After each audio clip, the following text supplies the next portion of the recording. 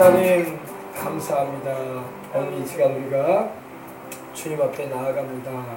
거친 파도가 날 향해 온다 할지라도 주님과 함께 날아오를 준비를 하길 원합니다. 폭풍우가 몰아온다 할지라도 날개를 활짝 펴고 주님께서 피상케 하시는 그 은혜를 입기 원하오니 이 밤이 그 밤이 되게 주시옵시고 우리의 믿음이 우리에게 주를 향한 그 뜨거운 사랑이 아버지 하나님의 더 세질 수 있는 그 은혜 가운데 더 깊이 들어갈 수 있는 시간 되도록 하여 주시옵소서. 우리의 모든 찬양을 받으시고 이 밤에도 주님께서 말씀으로 은혜 주시며 주님의 의와 주님의 나라가 주님의 뜻이 아버지 이루어지는 밤이 되도록 주장하여 주시옵소서. 특별히 아버지 하나님 주님께서 이전에게도 주시고자 하는 말씀을 통해서 전하는 자나 듣는 이들이나 함께 은혜가 되어지고 성경학교 기간 가운데 제보들었으니 하나님께서 어린이들도 은혜 받고 또 아버지 우리 모든 봉사하고 섬기고 함께하는 모든 이들에게도 동일한 하나님의 은총으로 아버지 젖어지는 시간이 되게 하여 주옵소서.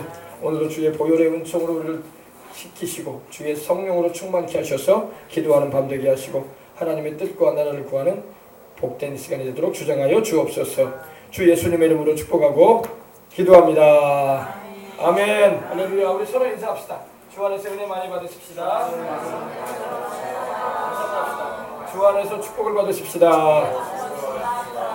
주 안에서 성령 충만함 받으십시다. 할렐루야. 자, 오늘 우리에게 주신 하나님 말씀 보시겠습니다. 하나님 말씀 열왕기하 2장 1절로 14절까지의 말씀입니다. 열왕기하 2장 1절로 14절까지의 말씀으로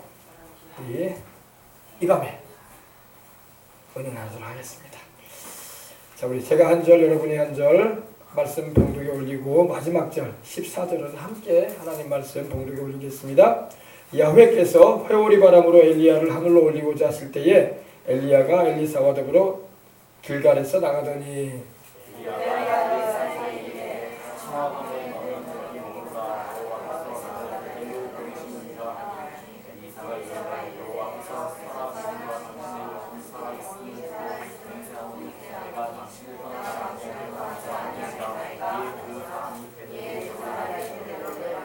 베들레헴에 있는 선지자의 제자들이 엘리사에게로 나와 그에게 이르되 야훼께서 오늘 당신의 선생을 당신의 머리 위로 데려갔을 줄 아시나이까 하니 이르되 나도 또한 하노니 너희는 잠잠하라 하니라. 엘리야가 그에게 이르되 엘리사야 청하건대 너는 여기 머물라 여호와께서 나를 여기로 보내시니라. 엘리사가 이르되 여호와께서 당신의 영이 살아있사이고 맹세하는 이가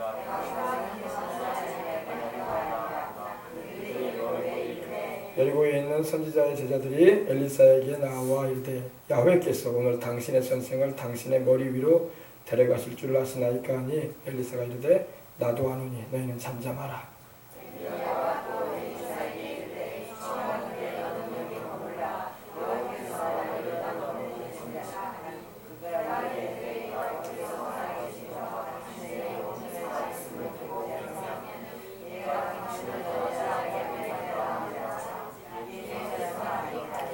선지자의 제자 50명이 가서 멀리 서서 바라보며 그 두 사람이 요단가에 서 있더니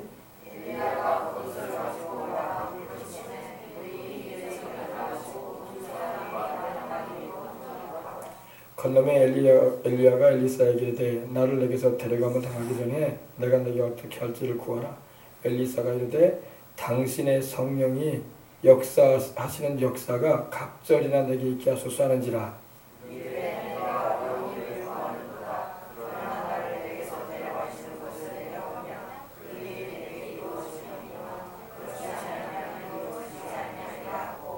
두 사람이 길을 가며 말하더니 불수레와 불말들이 두 사람을 갈라놓고 엘리야가 회오리 바람으로 하늘로 올라가더라.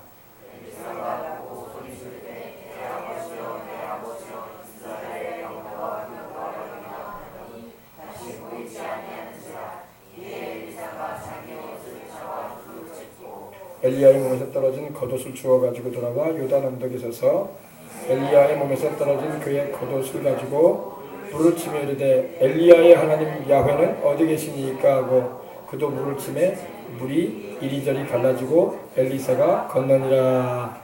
우리 한 절 더 합시다. 15절.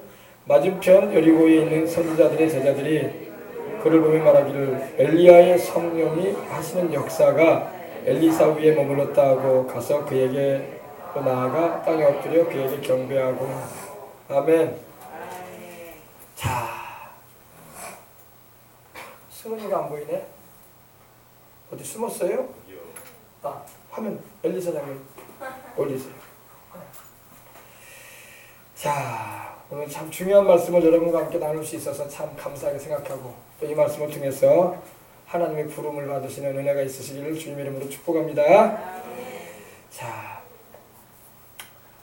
성경을 보게 되면은 죽지 않고 승천한 인물이 둘이 나옵니다. 물론 우리 예수님께서도 죽으시고 부활하셔서 승천하셨죠, 그죠? 승천이라는 말은 오를 승자에다가 하늘 천자죠. 하늘로 올라가셨다 이 말이죠, 그죠?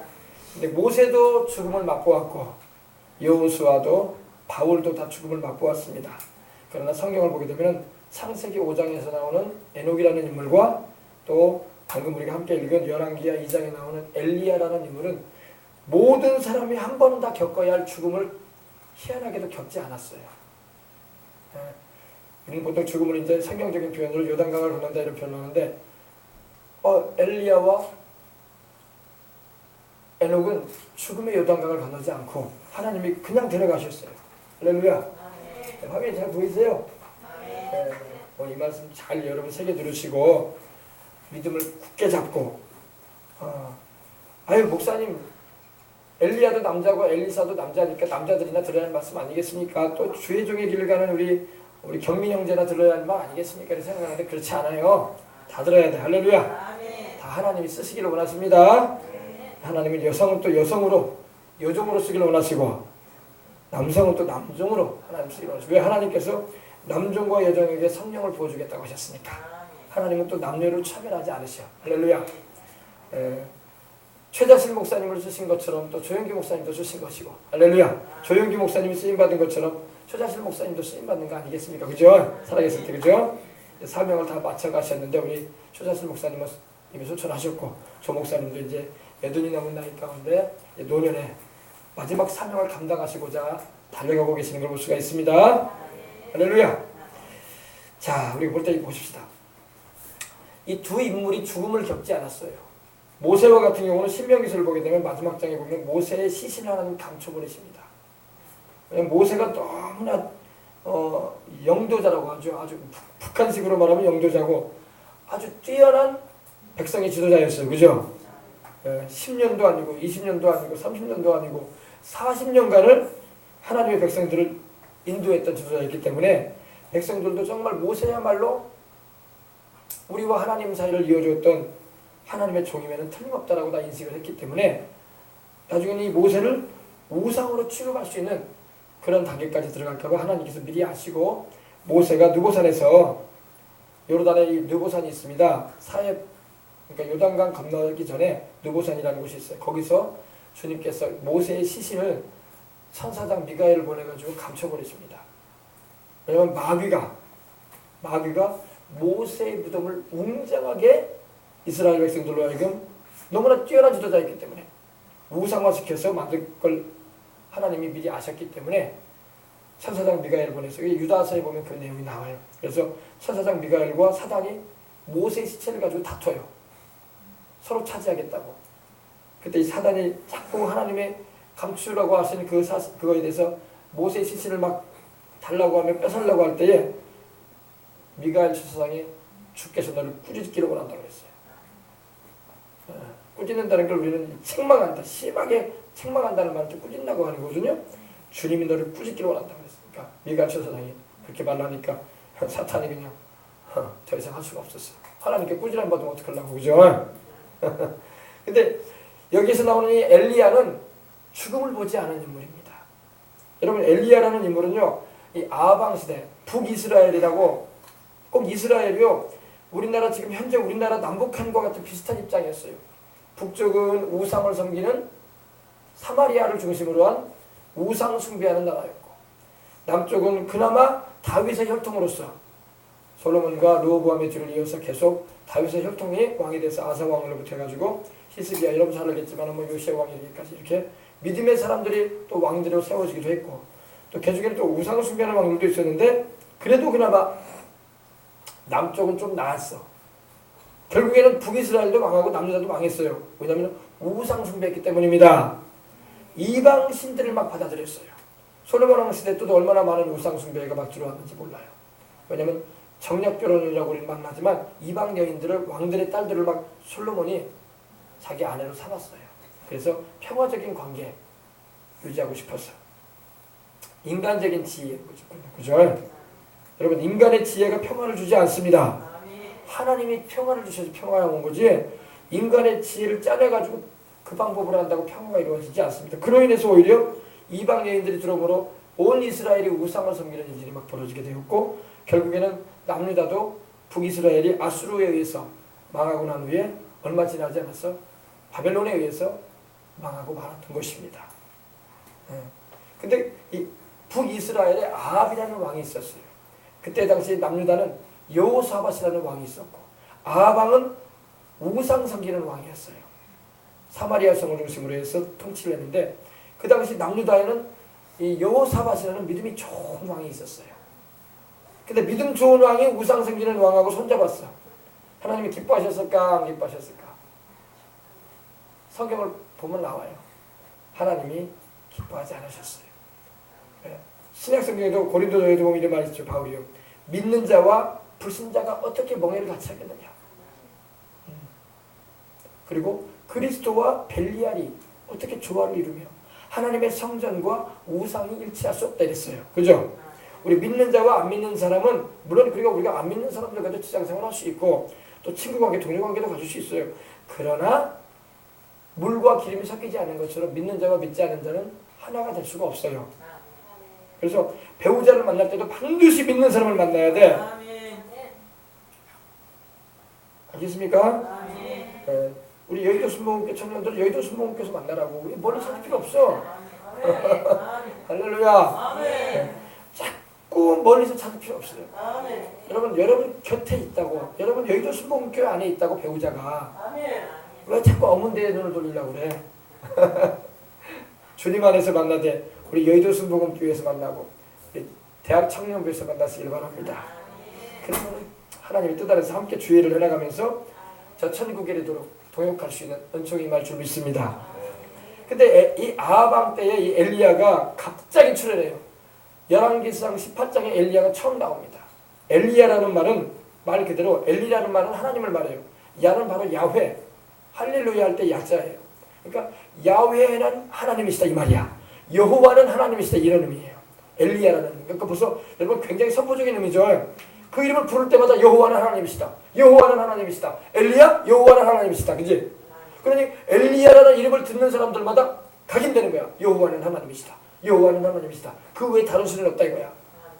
그러니까 엘리야라는 인물은 부모도 이름이 안 나와. 형제도 안 나와. 배우자도 없어요. 자식도 없어. 그러니까. 그냥 하나님이 갑자기 출현시킨 좀 신기한 인물이야. 신기한 인물이라고 하니까 유령인가 그게 아니라 실제 사람인데 물론 그도 부모가 있고 그도 고향이 있고 그도 형제가 있을 거예요. 근데 성경에는 딱 안 나와요. 더 이상 안 나옵니다. 열왕기상 18장 보면은 야훼께서 디셉 사람 엘리야에 대해서 말씀하셨다고 했어요. 그죠? 갑자기 나와요. 17장까지만 해도 안 나와요. 전혀 엘리야에 대해서 나오지 않습니다. 딱 18장 들어가자마자 나와요. 근데 이 엘리야가 하나님의 종으로 갑자기 출현하는데 그때가 바로 아합 왕 시대였어요. 근데 아합 왕은 이세벨이라는 여인을 맞이해서 결혼을 했어요. 이세벨. 예전에 우리 어릴 때 보면 텔레비전 그 광고, 화장품 광고를 보면요. 화장품 회사 이름이 이세벨이었어. 이세벨. 이사벨라. 그래서 이 이세벨은요. 미모가 상당히 있었던 여인이었고 또 우상을 섬기는 여인이었어요. 아니 하나님을 잘 섬기고 그러면서 인물이 좋으면 그야말로 뭐 금상첨화 아니겠어요, 그죠? 인물은 좋은데 하나님을 안 섬기는 여인이야. 왜? 이 사람은 지금으로 말하면 레바논의 그 바닷가 지중해 쪽에 항구 도시인 시돈이라는 곳이 있어요. 시돈이라는 곳에 엣발이라는 왕이 있었어요. 이방 왕인데 우상 숭배자야. 그 사람의 딸이야. 그 사람의 딸인데 이 아방이 북이스라엘하고 이렇게 접견 지역이 있거든요. 그러니까 아방이 그 여자를 데리고 왔어. 왜? 서로 경계를 맞대고 있는 이방 나라이기 때문에 싸울 필요 없잖아요. 그러니까 그 딸을 그 왕의 딸을 아내로 맞이함으로, 왕비로 맞이함으로 화친한 관계를 유지하고, 어떻게 보면 굉장히 괜찮은 것 같아요. 그런데 우상을 섬기는 여인이다 보니까 이스라엘의 사마리아 성으로 시집을 오는데, 이 바알 신앙, 바알이 뭐냐면 태양신이에요. 태양신. 지금도 여러분 일본 내 국기를 보면 어떻게 생겼어요? 하얀색 바탕에 빨간색 있죠? 그게 일본도 태양신 섬겨요. 그게 우길이라고 해가지고 태양이 승천하는 그런 내용이거든요. 근데 일본도 태양신을 섬겨요. 그 태양을 중심으로 해서 이렇게 하는 거예요. 뭐 성경에 말하는 바알은 아니더라도 똑같은 의미야. 아메다라스 오메간이라고 해가지고 일본 그 신이 있는데 태양신이에요. 근데 그때 당시에도 이 태양신을 섬기는 제사장들도 이 이사벨을 따라서 이스라엘의 사마리아 성으로 와요. 그러니까 결혼한다고 해서 혼자 오는 게 아니라 그 같이 살았던 또 신하들도 같이 오게 되는 겁니다. 그때 이후로 이 이스라엘의 이 우상 천지가 되는 거예요. 하나님을 섬겨야 할 이 사마리아 성이 우상 천지가 돼가지고 온 북이스라엘이 하나님의 말씀도 모르고 이미 모세의 10계명도 다 잊어버리고 이제는 우상을 섬기기 시작해요. 태양신을 섬기기 시작해요. 그러다 보니까 하나님의 진노가 막, 하나님이 좀 우스갯소리로 하면 안 되는데 우리 하나님이 뚜껑 열리셨어. 하나님이 참다 못해가지고 엘리야를 출원시킨 거야. 자기 백성들 다 망해가게 했거든. 그나마 남유다는 여호사밧이라는 아주 신실한 기도하는 사람이 왕으로 세워져가지고 위험을 당할 때마다 기도함으로 위기를 극복하거든요. 그나마 그러니까 남유다도 우상을 섬기는 사람이 없는 건 아니야. 그나마 있지만 그래도 왕이 하나님을 다 섬겨. 할렐루야. 그리고 백성들로 하여금 하나님 신앙을 이렇게 가지게끔 그런 영향을 미치게 됩니다. 근데 이 이세벨이 이 아방을 싹 사로잡아가지고 온 이스라엘로 우상을 섬기게 만드는 죄를 범합니다. 그로 인해서 하나님께서 엘리야를 갑자기 보내요. 갑자기. 하나님도 급하셨어. 여러분 하나님도 급하실 때가 있어요. 갑자기 보냈어요. 갑자기 보내면서 엘리야를 통해서 무슨 말씀을 하시냐면 내 말이 없으면 앞으로 우루가 있지 않을 것이다. 이스라엘에. 이스라엘 때 우루가 뭡니까? 비와 이슬이 없을 것이다. 지금도 여러분 가뭄 때문에 우리가 얼마나 힘들어. 그죠? 오늘도 기사를 보니까 강원도 쪽에 배추 농사를 해놨는데 배추가 다 누렇게 돼서 다 죽었어요.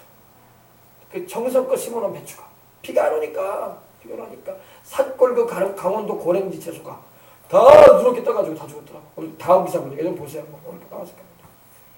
가뭄이 막 지금 비가 얼마큼 안 오니까 이번에 장마가 좀 오다 말았잖아요. 그죠?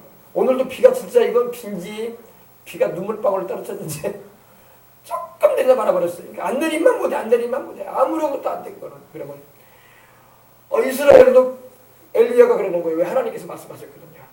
근데 엘리야가 하나님의 말씀을 대하면서 앞으로 내 말이 있지 않은 이상에는 이스라엘 땅에 우루가 없을 것이다 했어요. 우루가 뭐라고요? 비와 이슬. 비도 안 내릴 뿐더러 이슬도 없을 것이다. 아침마다 이스라엘은 헐몬에서 이슬이 불어오거든요.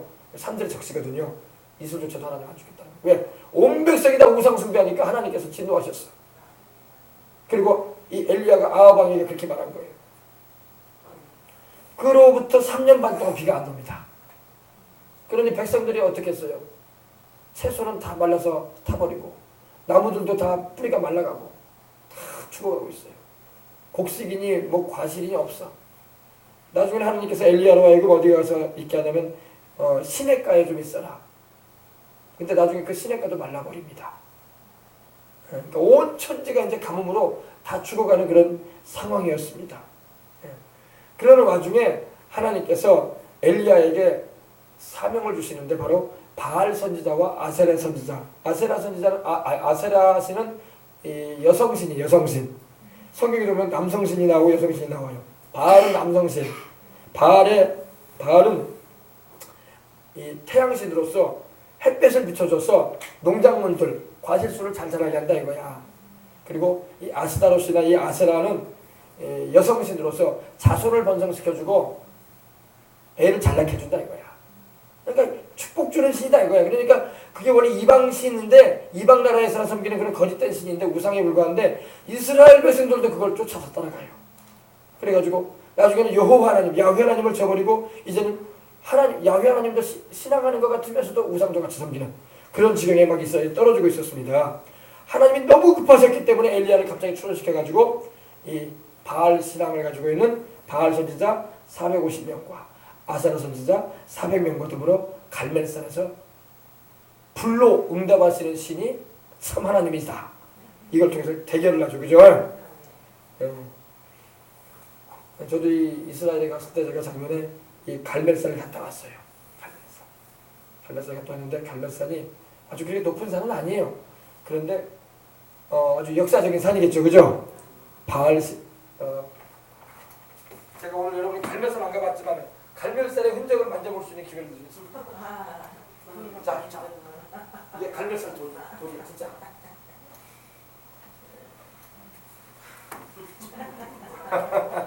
그 귀한 겁니다. 귀한 거예요. 네, 아주 귀한 거야. 진짜 갈멜산에서 가져온 돌이에요.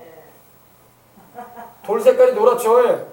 불에 타가지고 노란지 모르겠지만 그때 하나님의 불이 임했던 현장이에요. 네. 그게 갈멜산에서 가져온 돌입니다. 이스라엘 성지에서.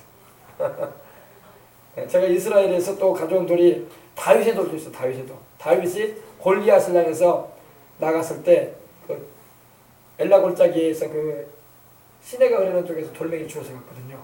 지금도 그 돌멩이들이 많이 있어요. 꼭 우리나라 차도같이 생겼어요. 근데 골리앗을 상대할 때 다윗이 이만한 뭐 매실만한 아니 뭐 살구만한 그런 돌 들고 간 거 아니에요. 야구공만 주먹만한 돌을 가져갔어요. 그걸 5개 넣었어요. 그리고 그걸 돌릴 때마다 막 소리가 났어요. 윙! 지금도 그래요. 윙! 그러니까 그런 돌에 한 방 맞았으니까 쓰러지는 거지. 이만한 차돌 맞아가지고 쓰러지겠어요 사람이. 그죠? 거기다 넣으면 돼요. 네. 자, 그래서 엘리야가 하나님께 기도했던 내용이 바로 이거죠. 무슨 내용이냐면 이거예요. 열왕기상 여러분 18장 보면 엘리야가 기도한 내용이 나와요. 그죠? 이렇게 기도합니다. 야훼께서 하나님이신 것과 내가 주의 종된 것과 또 내가 주의 뜻대로 이렇게 하는 것을 또 주는 이스라엘 백성들의 마음, 주의 백성들의 마음을 돌이키게, 즉 회개시키는 분임을 알게 해달라고 하고 불로 응답해달라고 기도를 합니다. 그때 하나님께서 엘리야의 그 기도 소리를 들으시고 불을 내리셔가지고 제단에 재물을 다 태우시고 이미 물이 적셔져가지고 도랑까지 나서 도랑까지도 물이 출렁거렸는데 하나님의 능력으로 깨끗하게 말라버리는 역사가 일어나고 말았던 것입니다. 그래서 그 다음에 하나님께서 엘리야에게 주신 사명이 바로 이거였어요. 이제 엘리야가 다시 갈멜산에서 비 오기를 또 위해서 기도하죠. 그죠? 3년 6개월 동안 비가 안 왔으니 얼마나 백성들은 다 타죽고 곡물이니 뭐 과실순이 먹을 것이 없는 거예요.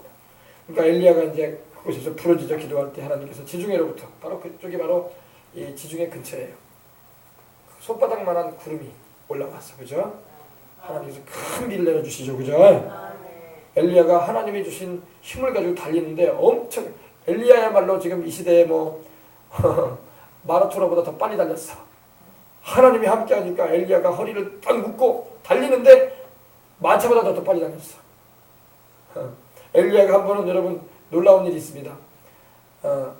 로뎀에서 쉬면서 그 이후에 있었던 일인데 하나님께서 천사를 보내가지고 엘리야를 떡을 먹이고 물을 마시게 하셨어요. 하나님이 주시는 하늘의 떡을 먹이고 하늘의 물을 마시게 하셨어요. 그랬더니 엘리야가 쉬고 일어나더니 40주야를 잠도 안 자고 가는 거예요. 하나님이 주시는 걸 먹으면 여러분 좀 상상도 못할 일들이 막 일어나기도 합니다. 할렐루야. 40일을 주야로 달려가는 사람이 돼요. 잠도 안 자고. 굉장하죠. 그죠? 성경을 자세히 보면 그게 나와요. 근데 오늘 말씀이 이제 그 이후에 어떤 일이 있었냐면 하나님께서 엘리야에게 하나님이 말씀을 하십니다. 너는 예후에게 기름을 부어서 아합 왕을 대신하여 이스라엘의 왕이 되게 하고 너는 아람의 예후에게 기름을 부어서 그 왕이 되게 하고 또 엘리사, 사밧의 아들 엘리사에게 기름을 부어서 그로 너를 대신하는 이어갈 선지자가 되게 하라고 하셨어요. 하나님의 사명을 또 주시는 거야. 그러니까 엘리야가 이제 엘리사를 만나기 위해서 갑니다. 근데 엘리사가 뭘 하고 있었냐면은, 엘리사라는 이름 또 엘리야라는 이름 비슷하잖아요, 그죠? 엘리야는 여호와는 하나님이시다라는 의미고 엘리사는 여호와는 하나님은 구원이시다 이런 의미예요. 하나님은 구원이시다. 하나님은 구원자시다 이 말이에요. 이 엘리사입니다. 머리가 지금 벗겨져 있죠. 엘리사는 머리가 벗겨져 있었어요. 엘리사가 자기 아버지 아래에서 농사를 짓고 있었어요. 농사를. 근데 땅도 많을 뿐더러 아주 부한 가정의 아들이었어요. 이 엘리사가 품꾼들, 아버지 집에서 일하는 품꾼들과 더불어 밭일을 하는데 소를 몰아요. 소를 몰아서 밭일을 하는데 한두 마리가 아니라 이 소를 12겨리를 몰고 농사를 짓고 있었어요. 12겨리는요, 한 겨리가 2마리예요. 황소를 몇 마리? 24마리를 가지고 농사를 짓고 있는 거예요. 그러니까 굉장히 부자죠.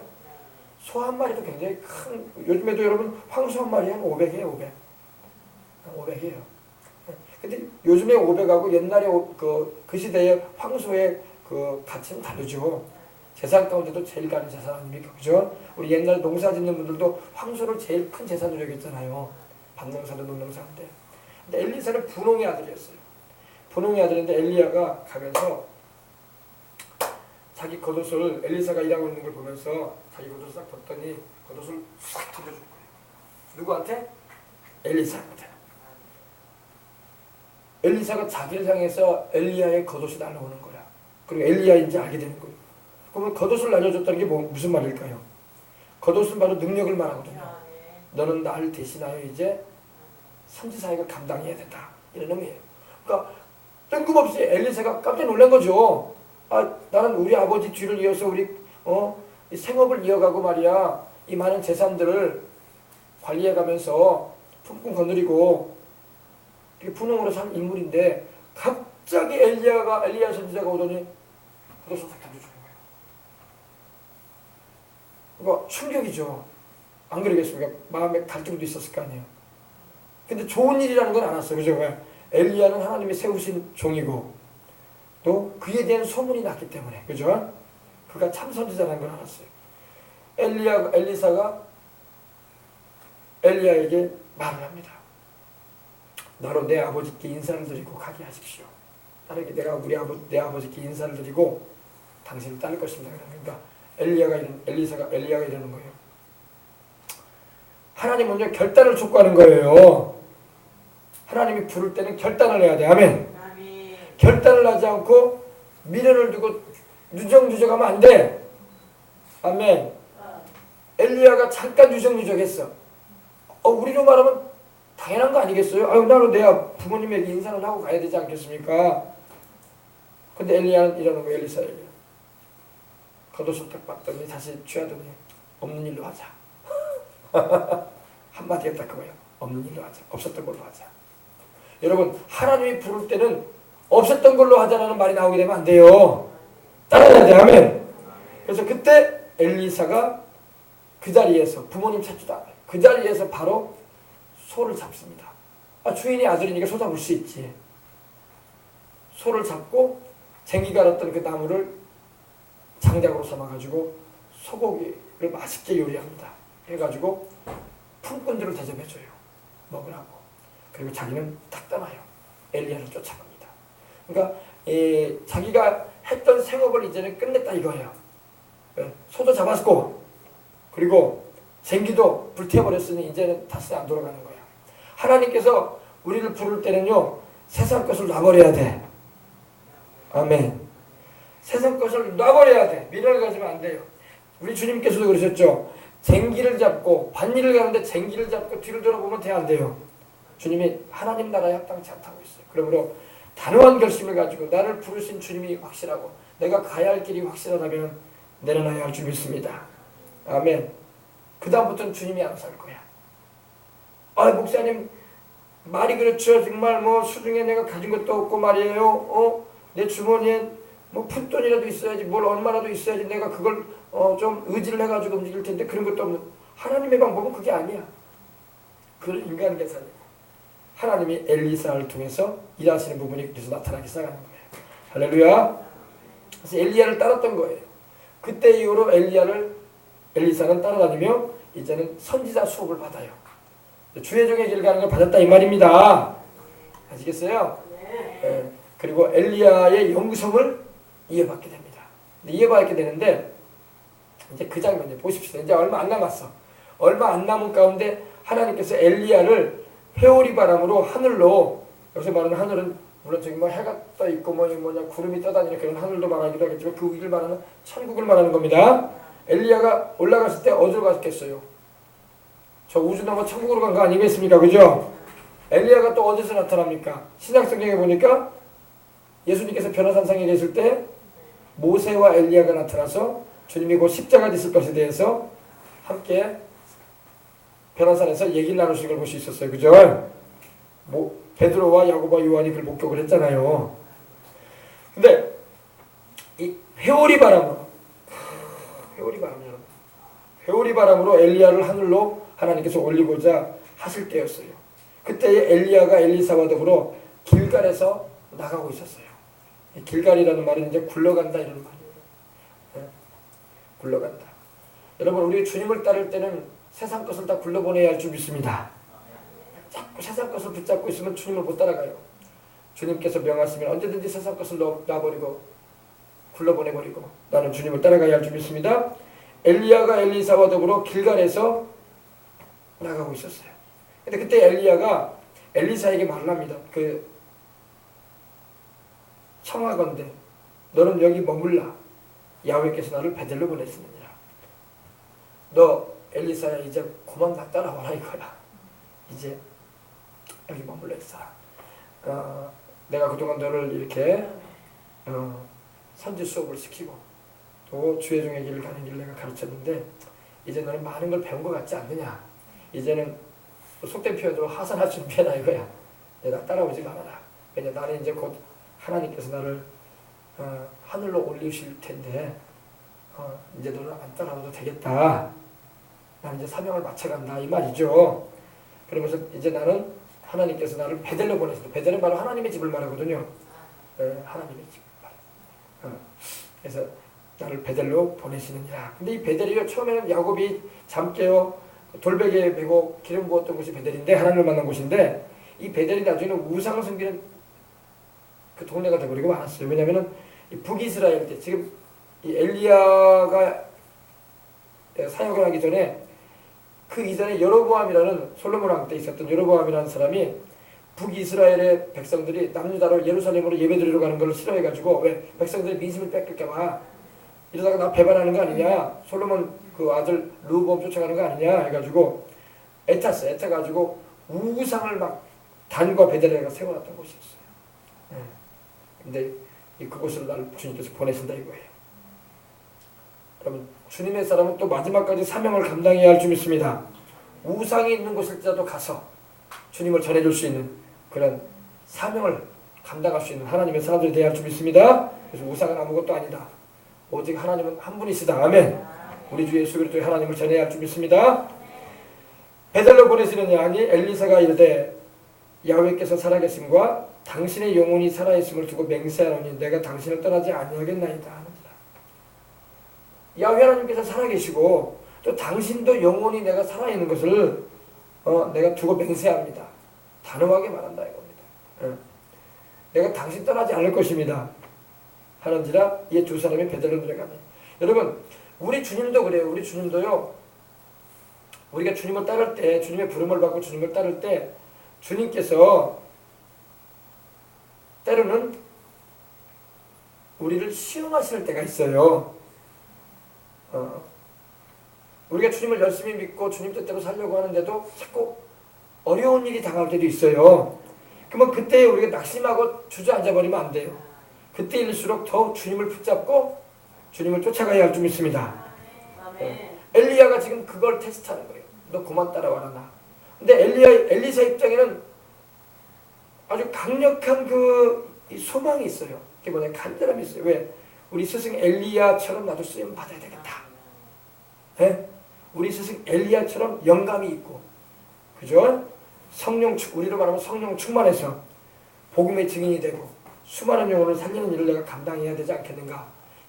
우리로 말하면 이런 마음이 엘리사에게 있었어요. 특별히 민족적인 부분에 있어서 우리 스승 엘리야가 우리 이스라엘 민족을 우상 숭배에서 벗어나게 하고 하나님께로 돌이키게 하는 일을 했듯이 나 또한 그런 일에 사명을 받아서 내가 주님 나라 가는 그날까지 이 일을 감당하기 원하는 그런 애절한 마음이 있었어요.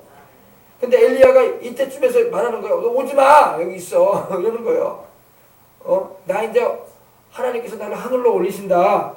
그러니 너 이제 그만 따라와. 나 사명 이제 맞춰가. 근데 여러분 그 말 듣고 안 따라가면 되겠어요? 안 되겠어요? 따라가야 돼. 따라가야 돼요. 끝까지 따라가야 돼요. 아멘. 여러분 여기서 엘리야는 바로 예수님을 상징해요. 엘리사는 바로 우리야. 교회를 말하는 거예요. 우리가 주님을 엘리사처럼 따라가야 돼. 아멘. 엘리야가 예수님이라는 말이 아니라 엘리야를 상징하는 의미가 여기서 예수님이란 말입니다. 아시겠어요? 엘리사는 바로 우리들 말이에요. 교회를 말이에요. 주의 백성들. 주님을 따르되 끝까지 따라가야 돼. 믿다가 포기하거나 하나님 부르심을 저버리면 안 된단 말이에요. 네. 베들레헴에 이제 가니까 베들레헴에 있는 선지자들의 제자들이 엘리사에게로 나오는 거예요. 그러니까 여러분 엘리사 말고도 선지 성도들이 많았어. 소위 말해서 목회자 후보생들이 많았어. 엘리사 말고도요. 이 베델에도 벌써 선지자의 제자들이 엘리사에게로 나왔다고 했어요. 왜? 같은 길을 가니까. 근데 엘리사는 직접 교수를 받는 사람이었고 이 선지자의 제자들은 이제 따로 모아져서 그곳에서 요새로 말하면 신학교에서 준비되었던 인물이었다는 것입니다. 그러면서 근데 그들도 영감이 있어. 그들도 하나님께로부터 계시를 받았어요. 그게 뭐냐 보세요. 그 얘기를 해. 엘리사에게로 와서 엘리사에게로 돼 야훼께서 오늘 당신의 선생을 당신의 머리 위로 데려가실 줄로 아시나이까 하니 대단하죠. 어떻게 알았냐고 이거를. 엘리야가 막 그 사실을 막 돌아다니면서 말할 뿐도 아니고 또 엘리사가 그 얘기를 듣고 우리 스승님이 이런 분이다 이제 회오리 바람 타고 올라간다 이런 떠벌리고 다니는 그런 분도 아닌데 엘리사도. 근데 이들도 하나님께로부터 영감을 받은 거야. 그래서 엘리야가 이제는 회오리 바람을 타고 하늘로 올라갈 거에 대해서 지금 말하고 있는 거예요. 그러면서 그 얘기를 해요. 당신의 머리 위로 엘리야를 하나님이 취해갔을 것을 아십니까? 그러니까 엘리사가 그러더니 나도 안다. 엘리사가 직접 들었잖아요. 나도 안다. 나도 안다. 그러니 너희는 잠잠해라. 잠잠해라. 얼마나 놀라운 일이에요. 그죠? 하나님이 엄청난 기적을 행하시겠다는 건데 굉장히 기대가 되고 또 얼마나 마음 가운데 놀라움이 되겠어요. 그죠? 근데 엘리야가 이제 다시 엘리사에게 말합니다. 그 얘기를 해. 엘리사야, 청하건대 너는 여기 머물러라. 베델에 머물러라. 너와 같이 이렇게 선지자의 수업을 받고 있는 생도들이 있지 않느냐. 이제 그런 의미겠죠. 너는 여기 머물러라. 야훼께서 나를 또 여리고로 보내시느니라. 그러니까 엘리사가 이르되 야훼께서 살아계심과 당신의 영혼이 살아있음을 두고 맹세하노니 내가 당신을 떠나지 아니하겠나이다. 그들이 여리고에 이르매. 이 여리고는 바로 이스라엘 민족이 출애굽을 해가지고 요단을 막 건너고 난 다음에 처음으로 이 가나안 지경에 들어갈 때 여리고에 들어갔어요. 저도 여리고를 갔다 왔는데 여리고에는 물이 풍부해. 아주 물이 좋아요. 물이 좋고 지금도 엘리사의 샘도 있고 그런데 그 여리고에서 보면은 광야가 보여요. 그 광야가 바로 우리 예수님께서 시험을 받으셨다는 산으로 일컬어집니다. 바로 요단강에서 주님이 침례 받으시고 그 시험산으로 가셨던 거예요. 근데 이 여리고는 저주받은 성읍이었죠. 여호수아가 저주했잖아요. 그죠?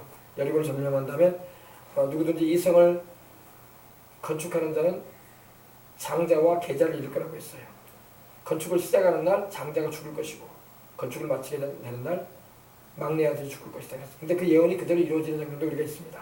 이루어졌어요. 왜냐면 여호수아가 이 우상을 섬겼던 이 여리고 성읍이 겉으로는 참 물도 많고 종려나무도 많고 해가지고 살기 좋아 보이는 그런 곳이었지만 이 여리고를 여호수아가 저주했던 것을 볼 수가 있어요.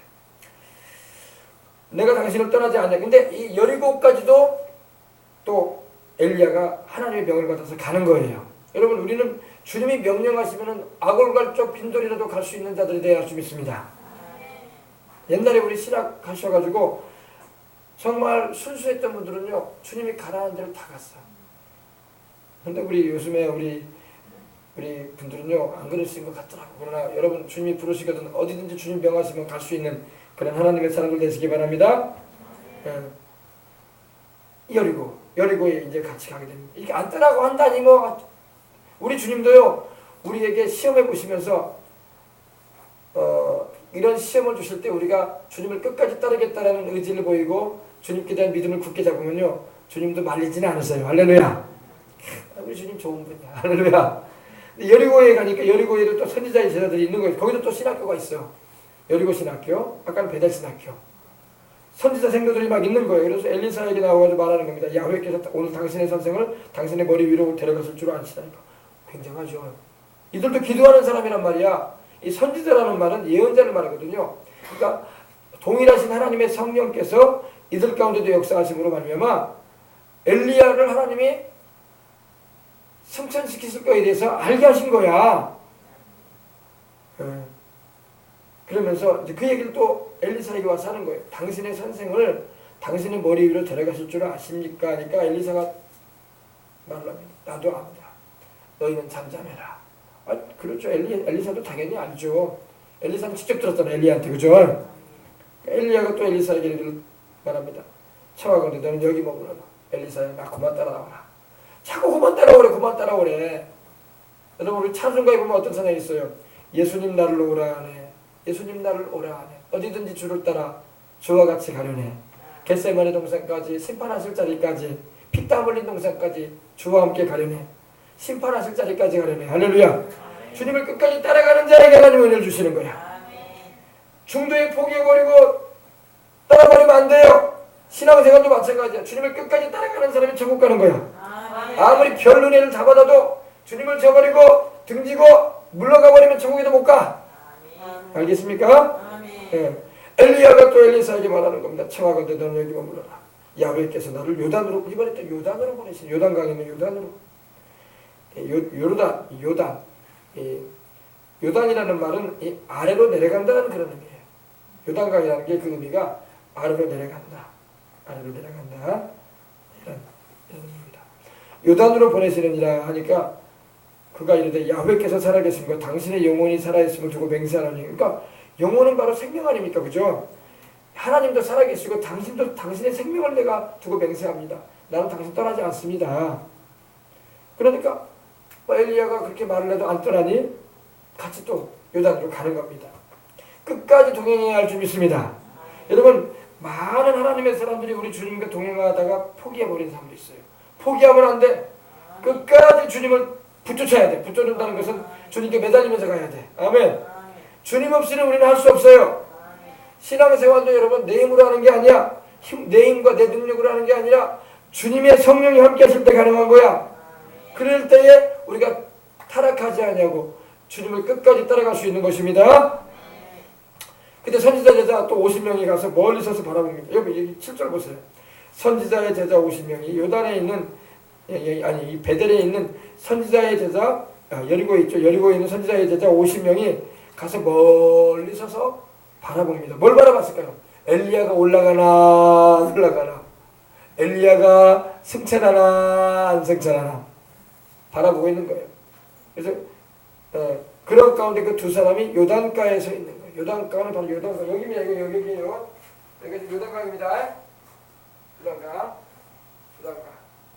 지금은 이제 요단강을 건넌 상태고 이제 이쪽에 올 때쯤에 저 멀리서 선지자들의 생각들이 봤다는 겁니다. 이쯤에서 둘이 걸어오고 있는 것은. 근데 어떤 일이 있었냐? 두 사람이 요단가에 서 있더니 엘리야가 자기 겉옷, 근데 붉은색 겉옷으로 나오잖아요. 자기 겉옷을 돌돌돌 마는 거예요. 우리 빨래 딸 때 이렇게 서로 잡고 이렇게 말듯이 이렇게 마는 거예요. 돌돌돌 겉옷을 가지고 말아가지고 요단강을 툭 치는 거예요.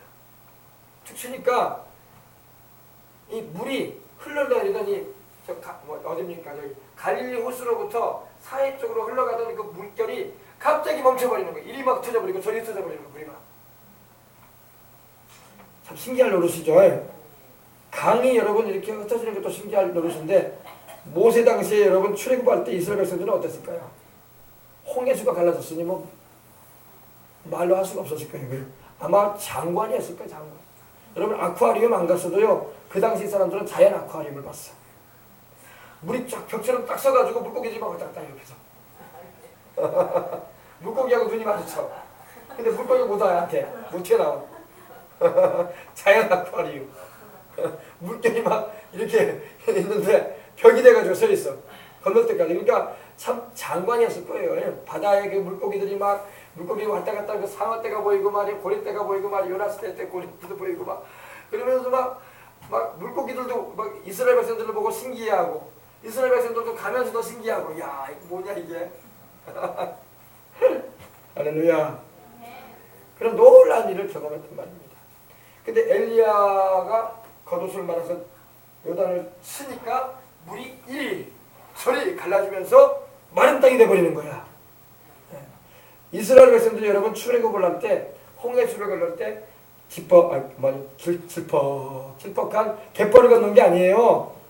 하나님께서 밤새도록 뜨거운 동풍을 부르셔가지고 땅이 말라버렸어. 아멘. 옆에는 물이 있는데 바닷물이 막 벽처럼 서 있는데 여기는 말랐어. 하나님이 행하신 일인 걸 믿으시기 바랍니다. 그래서 마른 땅을 여기서도 여러분 보세요. 두 사람이 질퍽한 강바다가 건너는 게 아니었어요. 마른 땅을 하나님이 그냥 마른 땅을 만들었어요. 그러니 이 놀라운 장면을 이거 어떻게 다 설명을 하겠어요, 그죠? 그래서 건넜어요. 지금은 이스라엘을 가보면요, 요단강이 이 물줄기가 작아요. 물줄기가 어느 정도 될까? 여기서부터 보세요. 딱 이만해요. 우리 여기서부터 우리 교회 저 문 정도 있는 데까지밖에 안 돼. 강 넓이가. 원래는 더 컸거든요. 더 컸는데 이스라엘이 요르단하고 국경지대가 바로 이 요단강인데 요단강 이쪽은 요르단이고 요르단 이쪽은 이스라엘이에요. 그러다 보니까 그 물 공급을 받기 위해서 이 물싸움을 했었어요. 옛날에도요. 물싸움. 서로 물을 많이 차지하려고. 왜냐면 광야고 물이 귀하고 강수량은 없고 그러니까 물이 귀하단 말입니다. 그래가지고 물을 생활수로 많이 그쪽으로 가져갔어. 그래가지고 물줄기가 많이 줄었어요. 그리고 지금도 가보면요, 이스라엘의 그 요단강 물은요, 흙물이야. 흙물. 우리가 생각하는 것처럼 아주 맑고 깨끗한 그런 물이 아니에요. 흙물이야. 흙물인데도 지금도 이스라엘 성지순례를 가는 사람들은요, 거기서 막 침례받고 싶어요. 직접 거기서 주님께서 침례 받으신 곳, 또 침례 요한이 세례를 베풀었던 그곳에서 침례 받고 싶어가지고 거기서 가운 입고 들어가. 그리고 거기서 침례를 받는 걸 볼 수가 있습니다. 근데 이 엘리야가 그 요단강을 건너면 엘리야가 엘리사에게 말을 합니다. 굉장히 중요한 말이에요. 이제 9절부터 중요합니다. 엘리야가 엘리사에게 이르되 나를 너에게서 데려감을 당하기 전에 네가 나를 지금까지 따라왔고 또 나에게서 이렇게 떨어지지 않으려고 하는데 나를 너에게서 데려감을 당하기 전에 내가 너한테 어떻게 해줘야 할지 구해라. 이건 여러분 우리 예수님께서 성천하시기 전에 그의 몸된 교회를 향해서 하시는 말씀인 거예요. 아시겠어요? 엘리야는 예수님을 상징하는 인물이거든요. 여기서요. 그리고 엘리사는 바로 교회예요. 우리를 말하는 겁니다. 나를 너에게서 데려감을 당하기 전에 여러분 우리 예수님께서 죽으시고 부활하신 후에 하나님께서 40일간 주님의 부활하심을 나타내 주신 다음에 데려가셨잖아요. 그죠? 하나님께서 예수님을 하늘 오른편에 앉히기 위해서 모셔가셨잖아요. 그죠? 엘리야도 마찬가지. 엘리야가 바로 그겁니다. 나를 너에게서 데려감을 당하기 전에 내가 너한테 어떻게 할지를 구하라. 그때 엘리사가 하는 말을 들어봅시다. 엘리사가 이르되 당신의 성령이 하시는 역사가 각절이나 내게 있게 하소서. 아멘. 여러분 오늘 이 저녁에 여러분에게 주는 메시지가 바로 이거예요. 여러분 우리 전 세대 목사님들이 전 세대 우리 신앙의 선배들이 장로님들, 권사님들, 집사님들이 하나님께로부터 받았던 그 은혜의 갑절을 우리는 받아야 된단 말입니다. 아멘. 우리 여의도 순복음교회 조용기 목사님에게, 최자실 목사님에게 하나님이 주셨던 그 성령의 역사하심의 은혜를 우리 후세대는 갑절로 받아야 돼요. 갑절로 받아야 된단 말이에요. 이 갑절이라는 말, 우리는 막 더블이라고 하죠. 더블. 이제 두 몫이라는 의미거든요. 더블 포션이라고 해서 두 몫이라는 의미인데, 이거는 장자의 권리를 말하기도 해요. 장자의 권리, 장자 큰아들의 권리기도. 왜냐면 이스라엘 백성들은요, 이 자기 자식에게 유업을 세상을 떠나기 전에 재산을 남겨줄 때 장자에게는 두 몫을 남기라고 했어요. 두 몫. 그리고 나머지 아들들에게 나머지를 배분해줘라.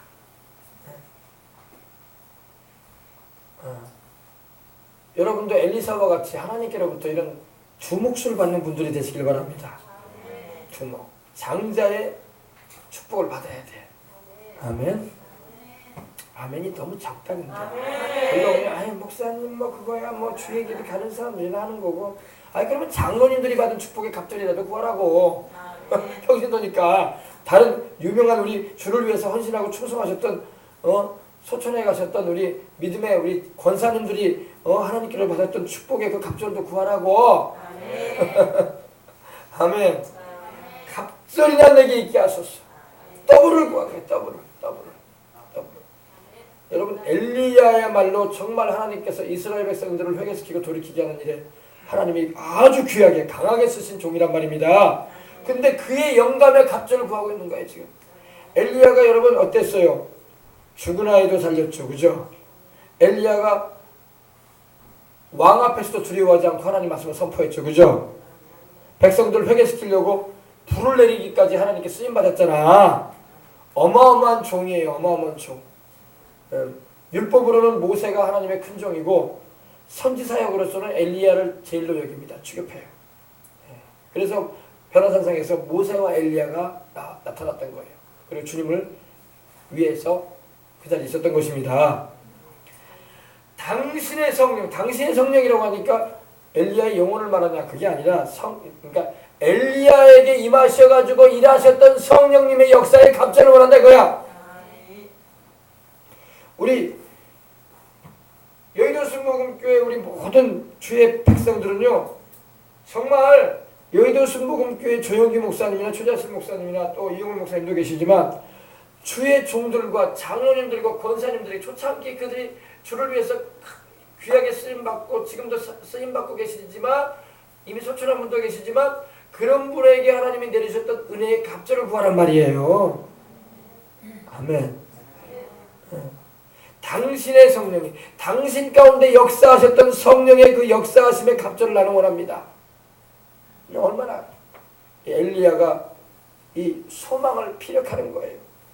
내가 엘리야 당신을 따라다니는 거 이제 당신은 자꾸 나보러 오라고 고만 오라고 하셨지만 내가 당신을 통해서 하나님의 성령께서 역사하시는 걸 보았는데 나도 또한 당신께서 나를 불러낼 때에 겉옷을 나에게 던져주면서 불렀는데 나도 그 사명을 감당을 해야 되는데 나는 그 당신에게 역사하셨던 하나님의 성령의 역사에 2배를 원합니다. 할렐루야. 큰 걸 구하는 거야. 큰 걸 구하는 거예요. 쉬운 거 아니에요. 그랬어요 안 그랬어요? 쉬운 일 아니에요. 조용기 목사님께서 여의도 순복음교회를 개척해가지고 전 세계를 교구 삼아서 무대 삼아서 복음을 전하고 안 가본 데가 없을 정도로 조 목사님이 지구를 120바퀴 돌았대요. 120바퀴. 몇 바퀴요? 참 난 2바퀴라도 돌아보면 좋겠어. 아멘. 아멘이 뭐야 아멘이 더 돌아야지. 아직 젊은데. 아멘. 조 목사님이 120바퀴를 돌았으면 여러분들은 200바퀴 돌아야 될 거 아니야 주님을 위해서. 아유 비행기 무서운데 어떻게 그 사고 나면 어쩌라고요. 태평양 바다에 빠떨어지면 어쩌라고. 그런 겁먹는 사람은 그런 것도 못하고. 어떤 목사님이 계신데 제가 아는 목사님인데 그 목사님이 기도를 했대요. 기도를 했는데 기도를 많이 하시는 목사님인데 그 사모님을 만났는데 인천에 마가다락방 기도원 박보영 목사님이라는 분이 있어요. 아시는 분은 있을 겁니다. 박보영 목사님 그 기도원, 그 아버지가 거기서 기도원 개척하신 분이거든요. 네, 아들 목사님이 이제 그 이어받으셨는데, 그 기도원에 아버지 목사님이 심호할 때, 그때 그 기도원에서 산기도를 하시던 자매가 있었어요. 우리 전라도 구례분이라고 하더라고요. 근데 그 목사님이 그 자매를 소개받고 선을 보고 이제 같이 이제 이 결혼을 하게 되셨는데, 그 자매가 그러더래요. 우리 조용기 목사님보다 더 많이 세계를 다닐 수 있겠냐 그랬더래요. 자기한테 그러더래요. 조용기 목사님보다 더 많이 세계를 다니면서 복음을 전할 수 있겠느냐. 물론 그분이 뭐 조 목사님처럼 큰 교회를 하시는 분은 아니야. 근데 그런 염원을 가졌다는 거예요. 하나님, 내가 그렇게 되길 원합니다. 근데 정말로 교회는 큰 교회는 하고 있지 않지만은 전 세계를 200바퀴 돌았다고 하더라. 200바퀴. 근데 그분이 바로 조영규 목사님하고 2시간을 함께 기도했던 목사님이에요. 제가 이름은 알려주지 않습니다. 프라이버시가 있으니까. 근데 그분에 대한 감정도 많이 있는데 언제 기회 되면 제가 한번 얘기해 드릴게요. 근데 여러분도 우리도 그런 소망을 가지고 기도해야 돼. 하나님께 간절하면 하나님 하실 수 있는 분이야. 할렐루야. 지금 엘리사가 지금 엄청난 걸 구하는 거예요. 스승 엘리야에게 임하셔서 역사하셨던 하나님의 그 성령님의 역사가 내게는 갑절이나 역사되기를 원합니다. 아멘. 그러니까 엘리야가 뭐라고 하나 봅시다. 10절. 이르되 네가 어려운 일을 구하고 있다. 네가 어려운 일을 구한다. 여러분, 엘리야의 사역은 여러분 정말로 힘든 일이었어요. 그죠? 물론 하나님이 강하게 그를 잡아 사용하셨지만 인간적으로 엘리야는 굉장히 지치고 힘든 일을 했어요. 하나님께 쓰임받는 것은 귀하고 소중하고 영광스럽습니다. 그러나 마귀의 핍박도 이만저만이 아니야. 이세벨을 통해서 갈멜산에 그 불이 내린 이후에 그 이튿날에 무슨 말을 들었습니까? 왕비였던 이사벨이 이릅니다. 엘리야, 너희 내일 이맘때 너는 나한테 죽을 것이다. 근데 그렇게 불같이 쓰임받던 하나님의 종인 엘리야가 그 말 듣고 로뎀나무로 도망가요. 인간적으로는 약했던 거야. 하나님이 잡아주니까 강했지. 할렐루야. 우리도 마찬가지로 하나님이 잡아주니까 강해지는 거야. 하나님이 안 잡아주면 약해요, 우리. 그래서 목사님들이 기도가 많이 필요한 거야. 하나님이 잡아주면 굉장히 강해져요. 다윗이 여러분 골리앗을 쓰러뜨린 사람이에요. 그죠? 강하잖아요. 얼마나 담대해요. 그러나 다윗이 굉장히 난처한 상황에 떨어졌을 때는요, 성경 보면요, 이 블레셋 왕 아기스에게로 가가지고 미친 사람처럼 취급했어요. 막 침을 질질 흘리면서